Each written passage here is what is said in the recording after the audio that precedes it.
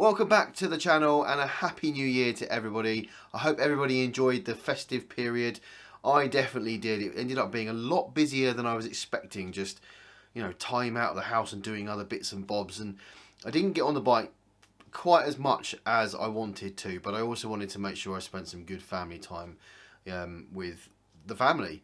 I got on a few times, did a few rides between Christmas and New Year, so kept the legs moving. Unfortunately, none of the workout schedule that I need to do, so I've got some catching up to do on that, but I definitely enjoyed it, and I hope you guys did too. What better way to start this year than to look back on last year, and there is no doubt that last year was my strongest year ever on a bike.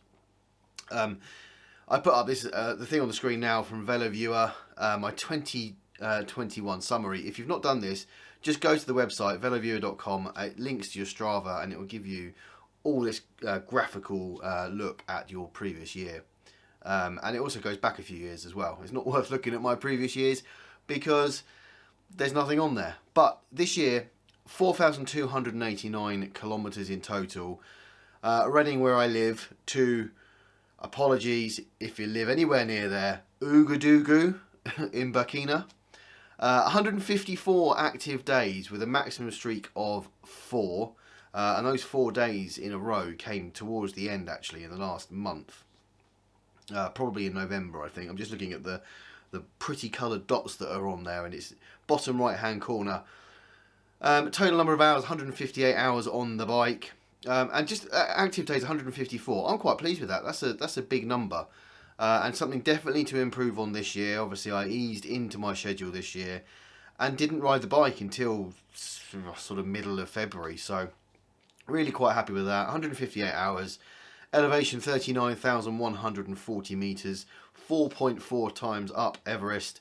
Definitely spread across the year, not all in one go, and definitely haven't done an Everest yet, which is a long way off for me. But my maximum ride distance for the year was 104 kilometres. That was the 25 laps of the volcano. Was really pleased to tick that one off and tick off the badge for that route as well. Maybe we'll do that again. There's a couple of other people who are interested in ticking off that the 25 laps, so we can schedule that in at some point as a T2.5 ride. Maximum elevation was 1,542 metres. That was the ride that we did in December, going up Ven Top. Really pleased to get that one ticked off as well. That's another route badge, one of the more difficult ones. And the maximum ride time was 3.4 hours, which is probably the 25 laps of the volcano. Average speed and that stuff. You know, I'm fully aware that if I was riding this outside on unbanded rides, my totals wouldn't be 4,289 kilometres for this year. I know that, but I've got to go with the statistics I've got from Strava. So those are the numbers. 1 century ride. Let's see if we can change these numbers for next year. There's no point, as I said, looking back at last year because the numbers are so small that they're just so insignificant. But this definitely gives a stepping stone for next year. I want to beat all of those numbers if I can. Get my time on the bike up again, more active days, more street days, get over 4, maybe do 5, 6. I know there's a couple of badges as well for doing a certain number of days in a row.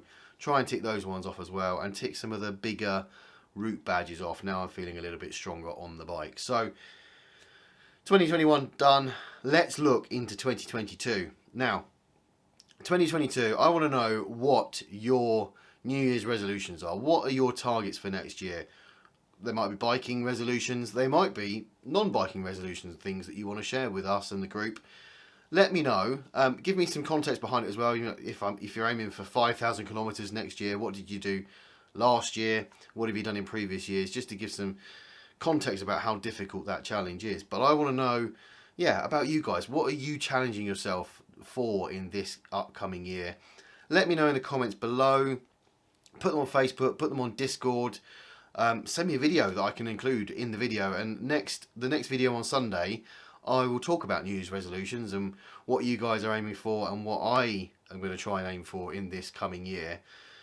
I've bought myself, my old scales stopped working, but in about November time I tried a new battery in it and they failed. So I have new scales, a Salter, I think that's how you say it, Salter, Bluetooth Smart Analyzer Pro. There you go. They link automatically to my phone, and it takes, I mean, the main one is the weight, isn't it? But it does, you know, BMI readings and BMR readings and all sorts of stuff and graphical graphs on the app. But that's a new set of scales. I haven't set it up yet. It's due to be set up, but I'll do that in the next couple of days and jump on and see how much damage Christmas has done. And it has been a Christmas period where I've just kind of eaten what I wanted. So I'm a little bit scared, and I'm a little bit worried that it's a new set of scales. I don't know whether the two were exactly calibrated. Who knows what's going to happen, but we'll have a look at that when I jump on in the next couple of days. So send in your resolutions and we'll have a talk about them on Sunday. Something exciting that did happen over the Christmas period, Zwift sent out a marketing email, a marketing questionnaire to a number of the Zwift community asking for feedback on 2 potential new pieces of hardware directly from Zwift. First one being a new trainer. I like the look of this trainer. It takes the form, it's about the size of a rear wheel, and it looks quite cool. I'm not going to get into the technical aspects. There's a lot better YouTubers out there who can cover all that stuff off and are a lot more knowledgeable than me. I'm just going to go by what it looks like. It glows. I understand it's got it can glow around the outside. I guess the plan is to make it all look like the Tron bike, in-game Tron bike, and who can blame them? That's probably exactly what I would do if I was in their position. The second piece is the bike to go on to that trainer. The two are sold separately, or would be theoretically sold. This is all theoretical. They'd be sold separately, so I guess you can buy the trainer and use any bike on the trainer, but you can also buy the bike and put it onto the trainer. What do I think? I can't decide whether it looks really, really cool or it's a bit gimmicky, and I guess that's kind of the same feeling as I have about all the other bikes that are available that you can buy that aren't just trainers. I'd love to see it and test it and ride it in the flesh, just to see what it is like, how sturdy it is. I think that with the look of it, I think that's one thing as a heavy rider, it's something I consider, does it look sturdy? Is it something that's going to take my weight? But obviously I think one advantage to it is Zwift are going to have that in mind when they make Zwift expansions. So steering and buttons on the bike are going to be integrated very well with the Zwift infrastructure. I think that's quite a cool thing. I don't know where it'll go. Let's see if and when they release more information. Another thought I have about it is because the trainer and the bike are designed to look like a bike, I kind of feel that it probably will take up more space than potentially it needed to. And one thing I've been thinking about is my upgrade path from my Duretto. If my Duretto ever gives up, what am I going to do next? And I have considered the other possibilities out there that are bikes. So you've got the Wahoo Kicker, the Wattbike Atom, and the Neo bike. That if you compare it to those, I don't know, but it feels like the Zwift bike would take up more space. I know they say you can lift the bike up to store it vertically, but I can do that on my Duretto. And it was a bit of a surprise that I've seen a bit of chatter about it, saying that's a good feature. I guess naively assumed you could do that on all trainers. So I can just lift my bike up and it stays connected to the rear hub and it can lean up against the wall. I don't do it here, but I did in my old house. So yeah, I think that's one thing. It would be a bigger space. In terms of cost, I mean, the numbers that are being given around at the moment are around about the price of the Kicker. Now, with the Kicker, clearly that also does the incline movement built into the bike as well. And the Kicker feels like it's a much smaller, takes up less space. The thing that might put me off the Kicker is, as a big guy, I feel like I'd feel that the Kicker, it wouldn't hold my weight because it's pivoting and is quite small. I'm not too sure that would be the best. And again, I haven't looked into any of the specs behind these to know whether they'd handle my weight or not, or whether they're designed to or not. Just initial thoughts. The other two options that you have are slightly cheaper, but they obviously don't have the the incline features within them, and nor does the Zwift Bike. So I think it's just another one that slots into that group. I think I like the fact it's from Zwift, because hopefully it will have the Zwift functionality, and in their upgrade path they'll think about what things they can do with the bike. But as I said, I can't wait to see what it looks like, see some reviews when it does come out, if it does come out. But what are your thoughts? I know loads of people have been reading about it and talking about it, so let me know what you think in the comments below, and let's see if it's something that does appear in the future. And I'm really pleased to say that our T2.5 ride schedule is now back up and running. Tuesdays, Thursdays, Saturdays. I'm recording this on Wednesday, so we did the Tuesday trundle last night, and I had to ride lead for the first 10 minutes or so.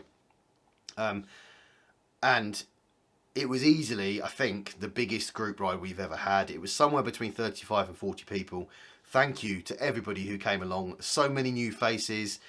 A few returners that have been off the bike for the summer period and coming back for the New Year period. And it was quite daunting, actually, trying to lead that ride with so many people. We spread out slightly, but we did come back together. And yeah, it's just a learning curve for me, I think, doing a group ride and leading, especially an unbanded ride. A banded ride, we can just go off and do whatever. We're all kept together. So yeah, it was a bit of an experience, but great to be back, and see so many new people. So long may that continue. That ride is every Tuesday at 7:30 UK time. Our races are back. They happen on a Thursday night at 6:30 UK time. And we do a mixture of races. We do a staggered start race, usually.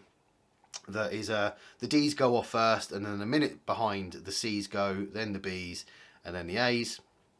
We do that twice a month, and then on the odd weeks we also do a handicap race where we adjust our weight so that we all have a watts per kilogram to weight ratio of 2.5 watts per kilogram. That gives some incredible racing towards the end.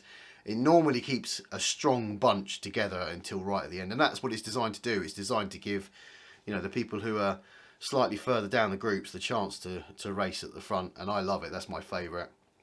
And we also do a TT race as well, where we just race on TT bikes, so we don't benefit from any draft from each other. Those are Thursday nights. And then on Saturday at 11 o'clock UK time in the morning, we do a banded group ride so that we can all just get on, have a chat on the Discord channel, have a comfortable ride around at our own pace. The band keeps us together. And yeah, we just pick a route and do that every week. At the end of the month, every Sunday we do a longer banded ride, tick off one of the big either climbs or the longer routes. So we've done Ventop, and we've done the out to Zwift. Those are the sorts of things we put in for those end of month rides. But the best way to find out about when those are happening is to use the Facebook group or the Discord channel, because I post up there regularly. I post the ride links. All you have to do is click on them and then click to attend. But also, obviously, keep an eye on the videos, because I let you know what's coming up in every video anyway. So I'll also put all the information in the description below about how to sign up for the rides on a regular basis. Yeah, I'm looking forward to getting those started again. I'm looking forward to getting the workouts back into the schedule and heading into 2022 and improving on 2021. Let me know what your New Year's resolutions are, and we'll discuss them in the next video. So if you have enjoyed this one, do hit like, subscribe, and I will see you on Sunday's video.